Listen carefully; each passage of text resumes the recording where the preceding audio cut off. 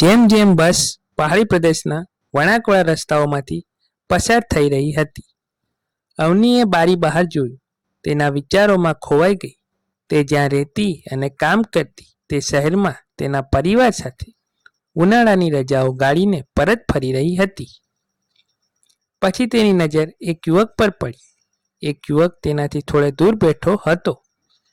નિર્દોષ ચહેરા પર થોડો નવસ દેખાવ જે તેને પોતાની તરફ આકર્ષી રહ્યો હતો. તેઓએ વાતચીત કરી અને અવનીને ખબર પડી કે તેનું નામ રાજ છે.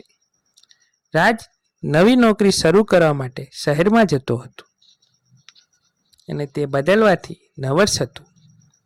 મુસાફરી લાંબી હતી ને જેમ જેમ તેઓ વાત કરી રહ્યા હતા, રાજે અવની સમક્ષ પોતાની જાતને નવી જગ્યાએ સાબિત કરવા અંગેનો ડર અને ચિંતા વ્યક્ત કરી.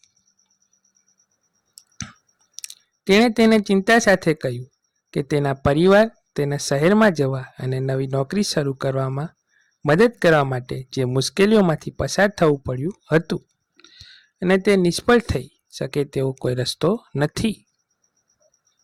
અવનીએ પણ જણાવ્યું કે તેના કામ અને અંગત જીવનમાં સંતુલન રાખવું કેટલું મુશ્કેલ હતું.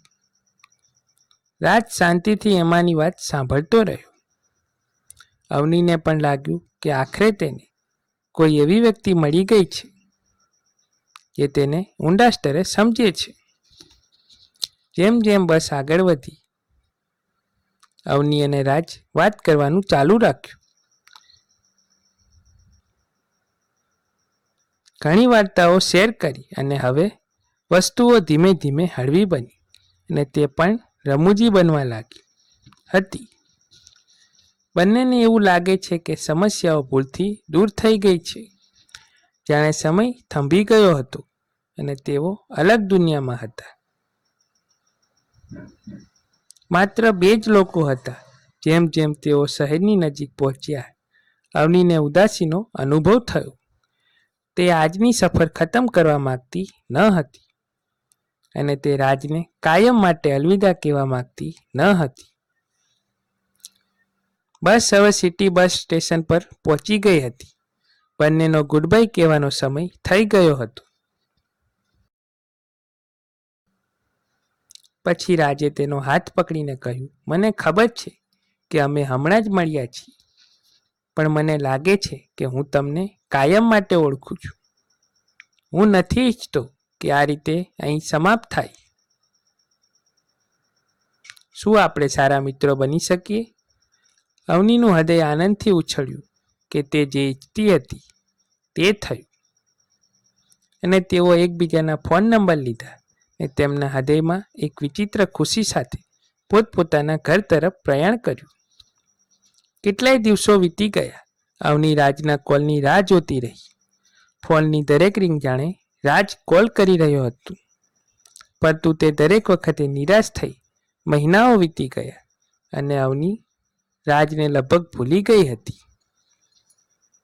તે તેના કામમાં એટલી મશગુલ થઈ ગઈ હતી કે તેને યાદ નહોતું, પણ દરરોજ રાત્રે રાજના શબ્દો અને પ્રેમ માટે તડપતા તેની આંખોમાં આંસુ સાથે તે સૂઈ જતી. લગભગ 1 વર્ષ પછી દરરોજની જેમ જ્યારે તે સાંજે ઓફિસથી નીકળી રહી હતી, ત્યારે અચાનક તેની નજર બીજી બાજુના એક માણસ પર પડી. તેની આંખો પહોળી થઈ ગઈ. સૂટ અને બૂટ પહેરીને મોટી કાર ચલાવી રહ્યો, હાથમાં લાલ ગુલાબનો સુંદર ગુલદસ્તો લઈને નીચે આવી રહેલી વ્યક્તિ બીજો કોઈ નહીં પણ રાજ હતો. રસ્તો ક્રોસ કરીને તે દોડી ગઈ અને રાજે તેના હાથ લંબાવ્યા ને તેને ગળે આવની રાજને ગળે લગાવી અને ખૂબ પડતું તેની બધી ફરિયાદો તેને ધોવાઈ ગઈ.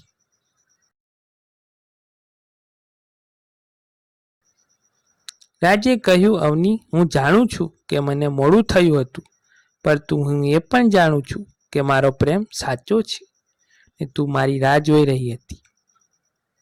હું ઈચ્છતો ન હતો કે અમારો પ્રેમ માત્ર એક ગીત બની રહે.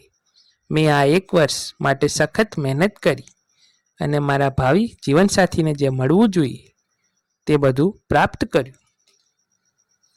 આ સાંભળીને અવની ફરી રડવા લાગી. પરંતુ આ વખતે તેના આંસુ ખુશીના હતા. આગામી થોડા અઠવાડિયામાં અવની અને રાજ દરરોજ તારીખો પર જાય છે, શહેરની આસપાસ ફરે છે અને તેમની આશાઓ અને સપનાઓ વિશે વાત કરે છે. તેઓ ઊંડા પ્રેમમાં પડ્યા અને ટૂંક સમયમાં લગ્ન કરી લીધા.